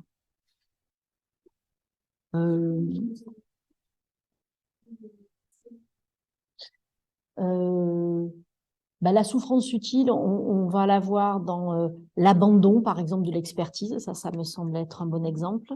La souffrance inutile, c'est celle qui va t'emmener jusqu'au burn-out, c'est-à-dire à tellement vouloir être partout. Donc, la personne, elle ressent de la souffrance, mais quand elle faisait le deuil de l'expertise aussi, elle ressentait de la souffrance. Et pourtant, pour le deuil de l'expertise, on lui disait, voilà, ça fait partie du chemin, tu dois l'accepter, continue. Par contre, quand elle se met en risque physique et qu'elle travaille 15 heures par jour, qu'elle ne lâche jamais, qu'elle est dans l'obsession, là, pour moi, c'est de la souffrance inutile. Donc, après, là, c'est évidemment toujours facile d'en parler comme ça. Après, c'est plus compliqué à discerner, mais il faut vraiment arriver à voir, est-ce que c'est une souffrance qui fait avancer ou est-ce que c'est une souffrance qu'on s'inflige et qui est portée par nos névroses et où on tourne en boucle sur nos névroses. Enfin bon, j'y reviendrai après parce que ça me fait penser à la notion de pansement. Ça vous parle, ça? De pansement. Oui. Quels sont les pansements de ma vie? Voilà. Qu'est-ce que dans quoi je m'investis qui a finalement pas beaucoup de sens, si ce n'est m'éviter de voir une forme de réalité. Alors, pour quel résultat? Alors, moi, j'ai envie de dire, donc, un dirigeant, un manager qui a travaillé sur son éthique personnelle, donc qui, espérons-le, va produire un leadership plutôt éthique, normalement, je ne vais pas vous dire ça va produire ça, mais c'est plutôt, il y a des choses qui se ressentent, qui sont de l'ordre pour moi de la justesse, de la juste place. Lui-même, comme souvent sa garde rapprochée, ses proches, son comité de direction, on sent que chacun est à son juste niveau. Pour ceux qui connaissent les positions de vie, moi je travaille beaucoup avec les positions de vie, c'est vraiment la position plus, quoi. Je suis conscient de ce que je suis, je me sous-évalue pas, je me surévalue pas, je suis conscient de ce que je suis à ma juste place et je suis dans une exigence de progrès et de développement qui sonne juste. Voilà. Je sais pas comment vous dire. Voilà, c'est juste, c'est légitime. Il y a une notion aussi pour moi d'harmonie et d'équilibre. Voilà, je vais exiger un niveau d'engagement de mes collaborateurs qui est équilibré. On n'est pas dans une secte. Ils doivent pas être sous emprise. Voilà. Et ça, c'est des choses que j'ai vues et c'est. En fait, souvent, j'en parle là parce que je l'ai vu dans certains coachings. Est-ce que donc est-ce que quand on le disait tout à l'heure, on est dans la sanction, est-ce qu'on est sur le registre de la responsabilisation de l'autre? Voilà, je te sanctionne pour que tu deviennes demain plus responsable. Je te sanctionne pas pour que tu te sentes coupable. C'est pas ça l'objet. Donc pour moi, c'est ça, harmonie, équilibre, choix. Le dirigeant doit se sentir dans la force, dans une certaine puissance, mais pas dans la toute-puissance, ni dans le sacrifice. Sinon, on n'y est plus. Donc, pour moi, c'est ces questions comme ça, d'harmonie, d'équilibre.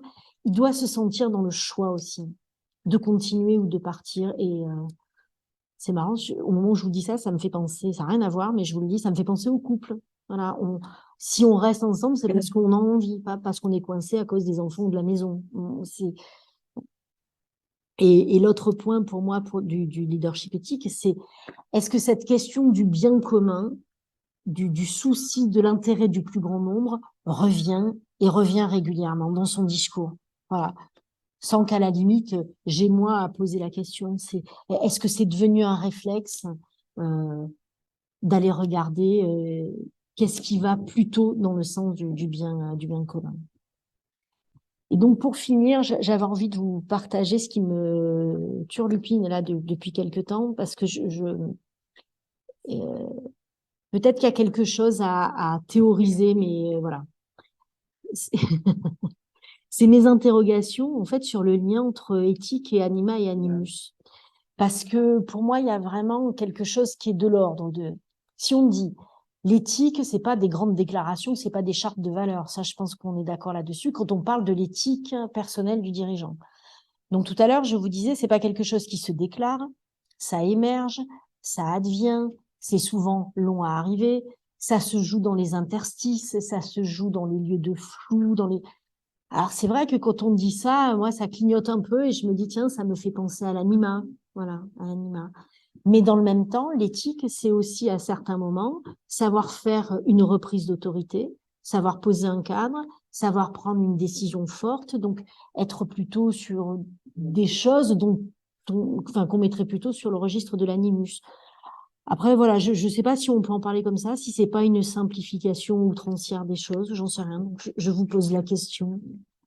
Voilà, donc en tout cas, pour moi, tout ça, c'est des jeux d'équilibre, hein, c'est des lignes de crête, c'est le fil du rasoir.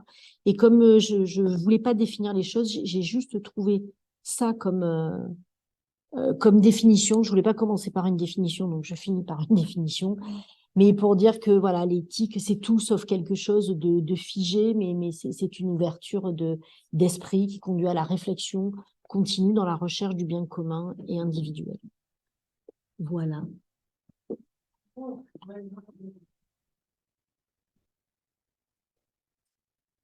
Merci. Donc, à l'écoute de vos questions. Il vient à l'esprit tu dis quelque chose sur ton positionnement.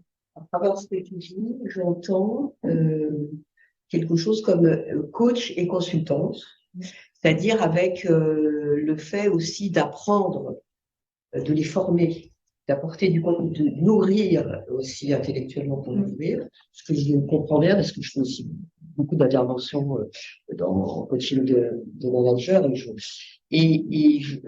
un truc que je partage là, que je fais, ce que j'aime bien faire, c'est en fait un peu les surprendre, pour leur faire découvrir.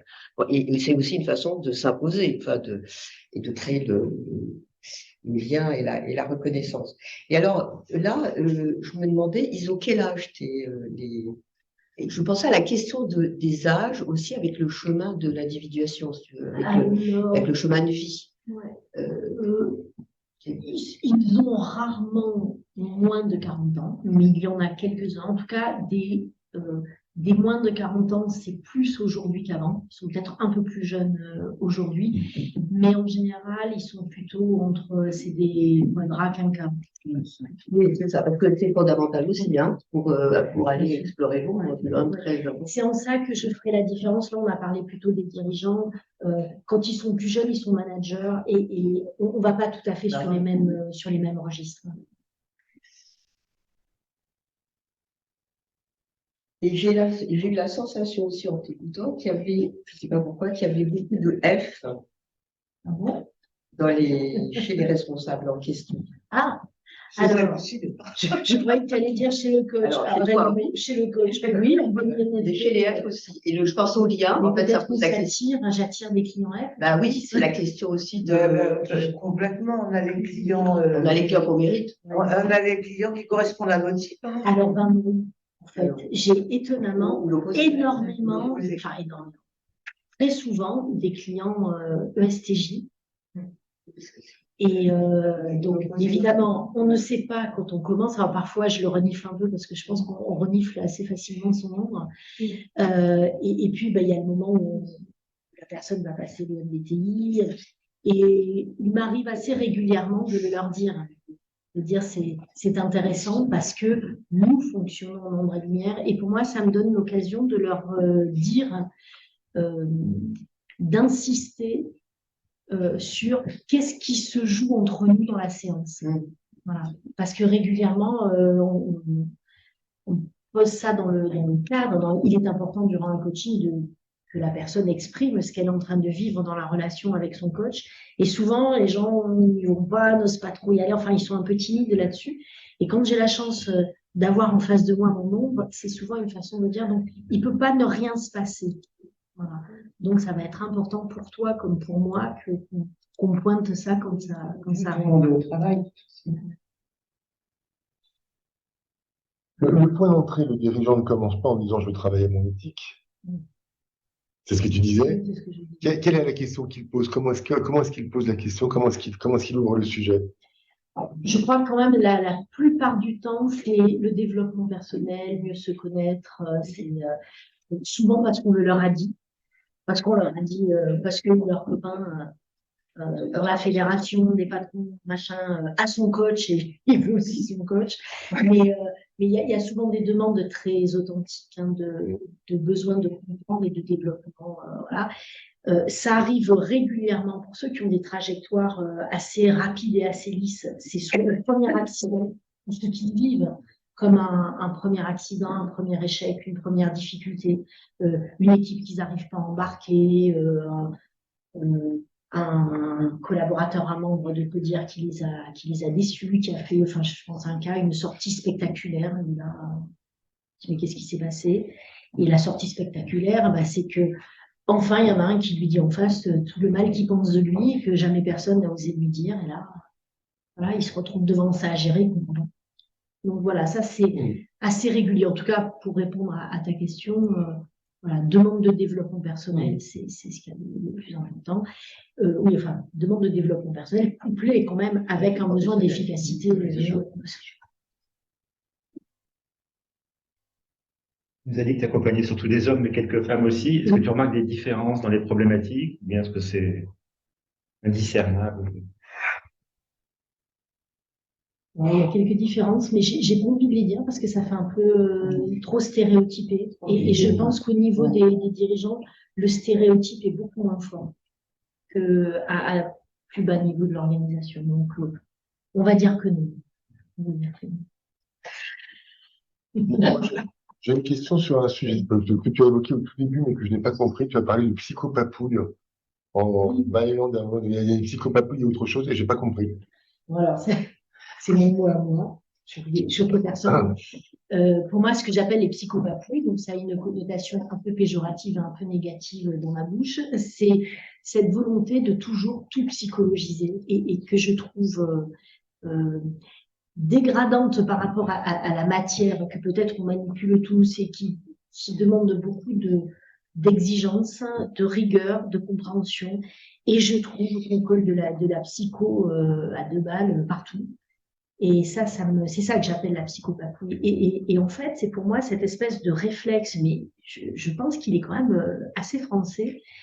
Dès qu'un problème se pose, on va le psychologiser, ça va être un problème intra-individuel, et on va penser que la personne a un problème, et puis alors, on sait que c'est forcément son histoire de vie, et Ben, c'est intéressant, ça, entre guillemets, hein, ça évite de réfléchir Pour autant, sur le système et l'organisation. c'est ça, c'est que- pour autant, je trouve que tu parles d'un endroit, puisque c'est ce que tu posais. Je te tutoie, pardon. mais bien sûr, De quel endroit je parle, en fait, hein, c'est important. Énormément d'un endroit psy. mais bien sûr. Enfin, moi, je suis psy et coach aussi, et je vois bien que tu étais beaucoup dans tout ce que j'ai ressenti, tout ça. Alors, c'est pas psychologisé, c'est quoi la psychologie, en fait? Il y en a partout, justement. C'est pas qu'on en met partout, c'est qu'il y en a partout. Alors, je suis d'accord, mais je suis moi sur cette critique de la surpsychologisation et de la psychopatouille. C'est une problématique quelconque se pose dans l'entreprise. On n'a pas le réflexe de la regarder sous différentes facettes. Elle peut être psychologique, ça peut être une histoire d'individu, Évidemment. mais ça peut être une histoire d'acteur, sociologie, ça peut être une histoire de système, etc. Et comme les gens n'ont pas ce réflexe-là, ils vont le psychologiser. Et régulièrement, voilà, on Parce arrive à... on peut le rendre psy sans l'intellectualiser et le mettre dans le concret de la situation. Et c'est quand même psychologique. C'est juste de pas intellectualiser Non, mais c'est une parce que le réflexe, situation. là, je crois que ce que veut dire Véronique, c'est qu'il y a un réflexe immédiat de Oui. psychologiser parce que Oui, ça il n'y a pas de évite réfléchir. pathologie forcément parce que c'est vrai on dit que tout le monde est mytho ou je sais pas quoi maintenant. Donc, Non, parano, narcissique, non, ils sont tous pathologiques quand on entend. Mais c'est vrai. Mais j'entends bien chez toi un discours qui a cet endroit-là de pertinence d'ailleurs dans le regard psy. mais je suis effectivement dedans, c'est aussi ma formation de base, mais pour moi, il est important de ne pas se tromper d'objet. Quand je disais tout à l'heure, entre le problème posé et le problème à résoudre, très régulièrement, le problème posé n'est pas le problème à résoudre. Et le problème est bien plus souvent posé d'un point de vue individuel et psychologique que d'un point de vue systémique, organisationnel et managérial. Donc, enfin, peut-être juste un complément par rapport à ça. Quand j'interviens, alors plutôt sur le registre, on va dire consultant et pas coach, quand je suis dans un premier entretien avec un client qui me fait part d'un problème, moi j'ai toujours en tête, je me dis, il parle de son boulot, de son entreprise dans laquelle il est depuis des années. Moi, je débarque là, je découvre comment est-ce que je peux en 5 minutes avoir un point de vue sur le sujet, j'en ai pas. Mais la plupart du temps, la première chose que je fais, c'est j'ai ce regard en me disant d'où est-ce qu'il pose le problème. Il a vraisemblablement posé au mauvais endroit. Donc, je vais juste tenter des reformulations de l'autre côté. Voilà. Et s'il l'a posé de façon trop psychologisante, on va tenter ensemble de le reformuler d'une manière beaucoup plus organisationnelle et systémique. Et on va voir si on trouve une voie de résolution. Donc, je ne sais pas si ça répond à ta question sur la psychologisation. C'est la psychologie au service du système, en fait.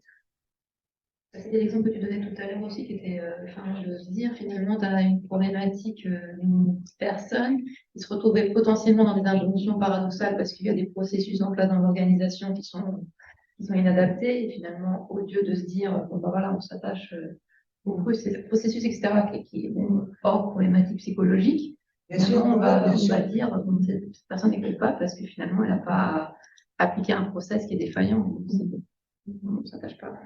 Alors, si je reformule un peu.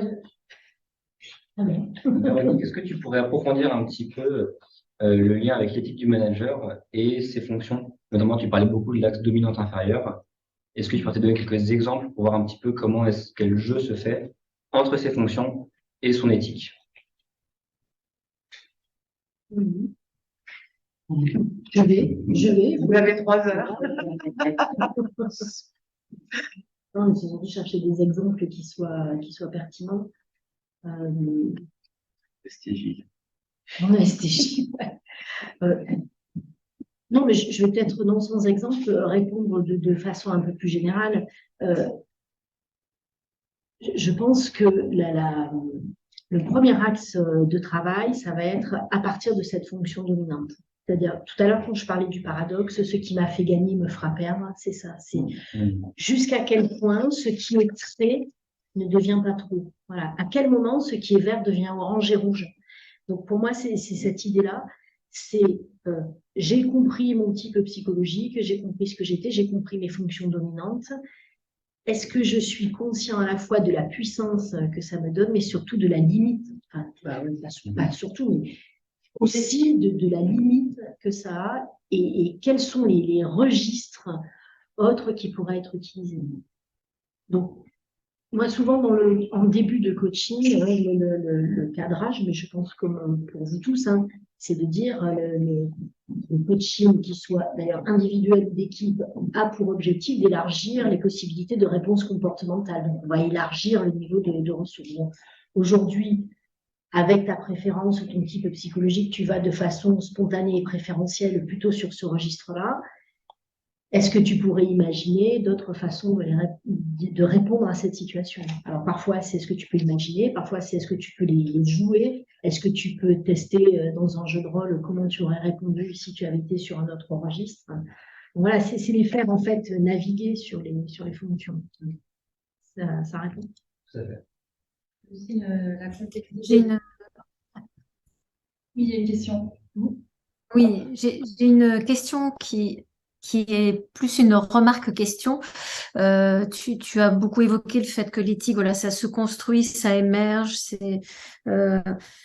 Je suis moi-même aussi coach en entreprise, formée à l'intelligence de soi également, la typologie jungienne. Merci Geneviève au passage et, et hommage. Voilà, pour moi, il n'y a pas une éthique, il y a des éthiques avec un fondement mais qui vient croiser des contextes, des acteurs, des enjeux différents à chaque fois. Donc, il y a une forme de stretching à avoir selon le contexte, selon les acteurs en présence. Parce que l'éthique n'est pas une réponse monolithique, toujours identique. Qu'est-ce que tu penses de ça? Je partage complètement. C'est ce que j'évoquais tout à l'heure en disant, ça n'est pas un sujet, en fait, c'est pas un corpus de thèmes et de sujets qu'on va aborder avec quelqu'un, c'est quelque chose qui va émerger. Et c'est un processus, et c'est quelque chose qui se rejoue en permanence. Hein. Je pense que le même dirigeant, 10 ans plus tard, on se reposerait les questions avec d'autres référentiels, avec d'autres sujets. Donc, il n'y a pas une éthique, il y a l'éthique de chacun au moment où on travaille dans un univers, dans une circonstance. Après, j'ai aussi l'impression que c'est aussi un mouvement qui vient de soi, de son éthique par rapport à son travail. Il faut être en conscience de ce que tu dis, des zones d'ombre, etc. Pas se laisser non plus influencer par un système extérieur ou un contexte spécifique, potentiellement pourrait être amené à des dérives aussi. Donc de trouver un... Et comme toujours, tout à l'heure, ma photo du funambule, hein, c'est toujours ça, tu as toujours une ligne de crête et tu es toujours dans un entre-deux. Dans un entre-deux, parce que jusqu'à quel point je me nourris de ce qui vient de l'extérieur, mais je ne me fais pas téléguider par l'extérieur, jusqu'à quel point ce qui vient de l'intérieur me nourrit, mais il faut que ce soit en lien avec ce qui se passe autour. Donc c'est voilà. Je sais plus, non, je n'ai pas dû vous en parler ce soir, mais il y a un sujet moi qui m'est très cher, c'est le sujet du marginal séquent. Je ne sais pas si ça vous parle. Je pense que à la fois c'est la position du coach, d'être marginal séquent, mais je pense que un dirigeant, un manager, on est tous des marginaux séquents. Si on veut être juste, il faut être marginal séquent, c'est-à-dire sur cette ligne de crête entre deux univers, deux ou plus. On a des pieds dans chacun et pourtant on est ni d'un côté ni de l'autre. Et il faut arriver à tenir ces équilibres. Et je vais me permettre, marginal séquent, je ne sais pas du tout ce que ça veut dire. Marginal séquent, c'est un concept en fait sociologique qui est parti de la réflexion suivante qui dit tu imagines un système, un cercle dans lequel c'est un système et tu veux faire changer ce système. Si tu es au centre du système, tu ne peux pas le faire changer. Tu es trop au cœur du système, tu n'auras pas la force de faire bouger le système. Si tu es à l'extérieur du système, tu ne le feras pas changer non plus. Donc la réflexion a été, quel est l'endroit du système dans lequel on a le plus de possibilités de faire bouger le système? Et en fait, c'est sur le bord du cercle. Voilà. C'est quand tu es dedans mais dehors. Voilà. Il faut être dedans et dehors. En fait, c'est pour ça qu'on dit que le coach est un marginal séquent par nature de métier. C'est qu'il faut qu'il soit suffisamment dans l'entreprise pour la comprendre, pour partager, pour être dans une forme d'empathie et de compréhension. Mais s'il est trop dedans, ça ne marchera plus. Il ne verra plus rien. Mais il ne peut pas être complètement dehors non plus. Donc voilà, c'est une position qui est à la marge, dans l'entre-deux. Et je rajoute juste ça, quand on est entre deux univers, j'ai un pied dans A, j'ai un pied dans B, le but du marginal séquent est de construire un C. Voilà. Un C qui soit quelque chose de supérieur à A ou B, surtout quand A et B se confrontent. Justement, est-ce que parfois l'éthique personnelle est en conflit, mais n'est pas complètement parallèle à l'éthique du dirigeant qu'on incarne? L'éthique personnelle peut être faite de valeurs, d'éducation, de plein de choses vécues, d'expériences, etc., qui a créé une éthique personnelle individuelle qui peut parfois se frotter à une éthique managériale ou de dirigeant qui a d'autres ingrédients à nourrir. Je dirais, enfin là, pour moi, je suis dans le cœur du sujet. C'est-à-dire jusqu'à quel point mon éthique personnelle pourra être alignée avec ce que la situation exige de moi. Et donc, souvent, il va y avoir ce questionnement en coaching, c'est est-ce qu'il y a eu des situations dans lesquelles j'ai été en dehors de mes clous personnels et jusqu'à quel point c'est supportable, voilà, parce que j'y ai été contrainte par un certain nombre de choses. Voilà, qu'est-ce que ça me coûte? Et à un moment, je pense que si les deux s'écartent trop, ça ne va plus être tenable. Comme qu'il y a un parallélisme quand même qui se... Ah oui, c'est sûr. Est-ce que tu as rencontré des dirigeants parce qu'à un moment donné, il peut y avoir la notion de plaisir aussi. Je repense à l'expertise, des experts qui deviennent des managers, voire des dirigeants, parce que c'est la promotion, parce que c'est comme ça, et qui peut-être pourquoi pas d'anciens ingénieurs, enfin, et qui regrettent le terrain et qui n'y trouvent pas en termes de plaisir, et qui auraient décidé de, je sais pas, de changer de vie radicalement. Ou comment font-ils pour ton expérience? J'ai eu des, je peux dire quelques parce que j'en ai eu deux, je pense, deux, trois situations de coaching où les personnes venaient de prendre une fonction managériale, donc venaient de quitter l'expertise. Donc, a priori, c'était de l'évolution, du progrès, c'était connoté plutôt positivement. Et pourtant, les personnes y s'y plaisaient. En apparence, en tout cas, pas plus que ça. Et le coaching était fait pour savoir, finalement, je suis fait pour quoi. C'est la souffrance utile ou inutile. Voilà, souffrance utile ou inutile. Et avec des sorties, pour les uns, c'est de dire, finalement, j'avais pas bien compris pourquoi je n'arrivais pas à me faire plaisir dans le management, et maintenant je comprends, oui, c'est bon. Et puis pour d'autres, je suis bien conscient qu'en fait, je suis pas fait pour ça, que ça m'intéresse pas, que c'est trop de souffrance et que je préfère devenir un manager. Ouais.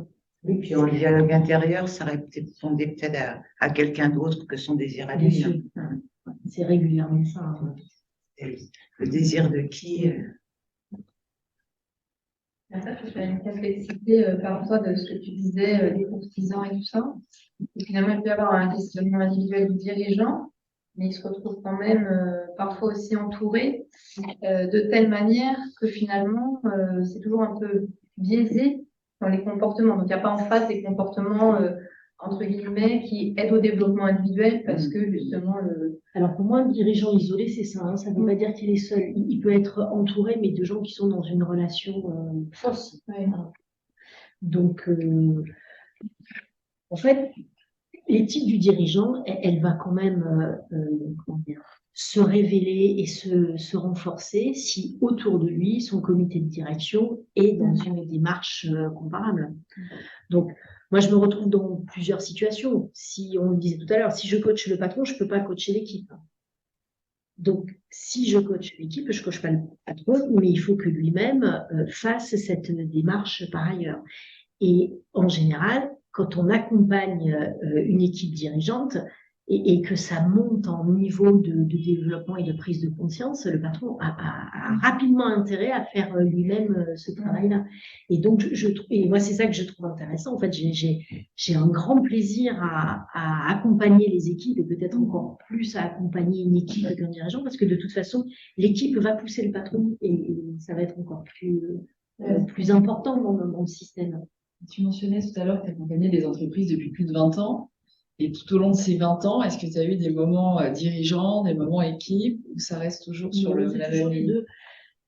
Non, mais dans la même entreprise, tu vois. Genre, je commence avec un coaching du dirigeant, et puis finalement, un an après, il me rappelle et je fais l'équipe, ou voilà, comment ça.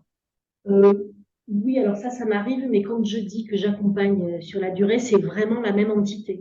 Sinon, oui, après, travailler avec le même groupe pendant longtemps, et un coup là, un coup un coup. Mais ce que j'évoquais sur la durée, c'est vraiment la même entité qui va être accompagnée avec des systèmes et des sous-systèmes qui changent. Une autre chose aussi, l'éthique des organisations, quand on termine les coachings ou parfois mi-parcours, on peut être amené à renvoyer subtilement, mais sûrement, ce qu'on observe du système 1. Ça, parfois, est-ce que tu dirais, moi c'est ma conviction en tout cas, que ça peut aider, même si les cycles sont beaucoup plus longs, ça peut aider une organisation à progresser dans sa propre éthique. Bien sûr, oui. Et ça m'évoque, quand tu dis ça m'évoque aussi ce qui peut se passer même en amont d'un coaching, dans la rencontre tripartite hein, et dans le fait qu'à un moment, refuser par exemple un coaching, ça peut avoir un impact au moment de la tripartite en disant en gros, c'est toujours le même sujet dont on a parlé tout à l'heure. Hein, c'est vous voulez que j'accompagne votre collaborateur, donc vous êtes en train de béner du côté du collaborateur la responsabilité d'un système qui est malade. Moi, je ne prendrai pas ce coaching. Je pense que faites-vous aider par un consultant, éventuellement moi si vous voulez, mais pour travailler sur l'organisation, mais tel que vous me formulez les choses, je ne vois pas en quoi le coaching de Monsieur X va aider à la problématique organisationnelle que vous mentionnez. Donc, ça peut être en amont d'un coaching accepté, en amont d'un coaching refusé, à la séance intermédiaire, en fin de travail.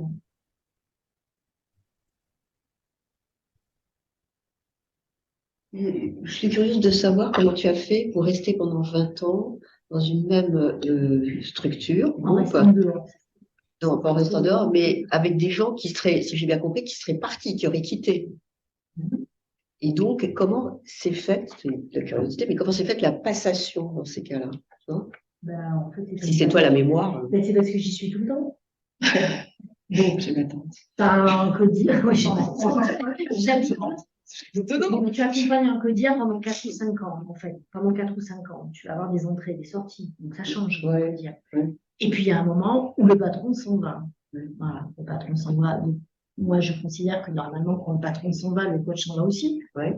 Mais il se trouve que là, dans l'entreprise à laquelle je pense, c'est un du CODIR qui a émergé, qui est devenu patron. Ah, c'est Il dit, ça. je voudrais que tu continues Oui, à nous oui. accompagner. Donc, ça s'est C'est un passé. CODIR. Voilà. Après, j'ai aussi connu le cas du nouveau qui arrive, que je connais ni Neve ni Nanan, et qui me dit, ah ben, le comité de direction voudrait que ce soit toi qui continue. Ben, pourquoi pas, bon, on va essayer de voir si on se plaît, et puis on sait plus. Quelqu'un qui te connaissait forcément. Oui, ah ben oui, ça peut pas.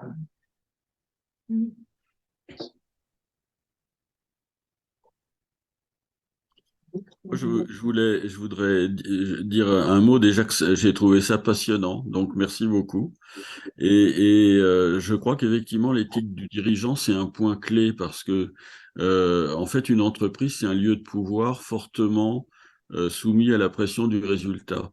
Et donc, il y a besoin de régulateurs. Et ces régulateurs, bon, ça peut être la gouvernance, ça peut être la loi, ça peut être les règlements, mais c'est aussi et surtout, je pense, l'éthique des dirigeants et des différents niveaux de managers. J'ai en tête une histoire dont vous avez peut-être tous entendu parler récemment, qui est l'histoire de Theranos aux États-Unis. Cette jeune femme qui s'appelle, je crois, Elizabeth Holmes, qui a créé une start-up pour faire des analyses sanguines à partir d'une simple goutte de sang. Et elle avait sans doute un charisme important puisqu'elle a réussi à réunir beaucoup d'argent, à avoir des administrateurs très réputés, notamment Kissinger, etc. Et en fait, son système a jamais marché. Mais elle a fait croire que ça marchait. Et là, elle vient d'être condamnée à 11 ans de prison. Et je me trompe peut-être, mais je me dis que peut-être cette jeune femme, elle était très honnête au début et qu'elle avait vraiment ce projet. Et puis après, ça marchait pas, mais avec tout l'argent qu'elle avait réuni, les personnes très influentes qui étaient dans son conseil d'administration, elle a peut-être justement pas eu cette capacité à mettre en avant son éthique et à dire, ben, notre système pour l'instant ne fonctionne pas. Et elle s'est peut-être elle-même, j'en sais rien, je connais pas le détail de l'histoire, elle s'est peut-être elle-même embarquée. Et je pense qu'il y a beaucoup de managers qui courent ce risque-là dans les entreprises. Et je pense plus les jeunes managers, justement parce qu'il y a cette pression qui s'exerce sur eux, cette pression du résultat, cette pression du chef. Et il y a sans doute tout un travail à faire. Et je pense dans ce que vous nous avez donné, il y a beaucoup d'éléments que je trouve très, très intéressants. Donc, merci. Peut-être, si je peux poser une question quand même pour terminer, pour pas être juste dans l'affirmation. Pour la route. C'est de dire, est-ce que dans vos interventions, justement, vous les amenez à réfléchir sur ce qui leur incombe en termes d'équipe managériale et ce qui est plus lié à l'organisation à laquelle ils appartiennent, je pense à la gouvernance, au processus, à la loi, etc. Alors, ça, c'est des sujets qu'on va aborder, je dirais, moins dans le coaching individuel, mais absolument dans les coachings d'équipe, hein, dans les accompagnements d'équipe, puisque je n'ai pas trop parlé de la pratique, hein, mais accompagner une équipe, pour moi, ça veut dire donc déjà l'accompagner sur la durée et vivre avec eux, partager avec eux des moments, notamment le fameux comité de direction. Au moins une fois par trimestre, on va dire, je participe à un CODIR quand j'accompagne une équipe. Et donc, c'est des sujets, en général, ils attendent que je sois là, souvent, pour aborder ces types-là de sujets. Donc, voilà, ils sont débattus. Alors, je suis évidemment là que pour accompagner le processus, hein, on est d'accord, bien sûr, rien sur le contenu. Mais oui, c'est des sujets qui sont posés. Alors, ça a l'air un peu moins en individuel quand même, mais beaucoup plus en coaching de comité de direction. D'accord. En tout cas, merci beaucoup. Merci à vous.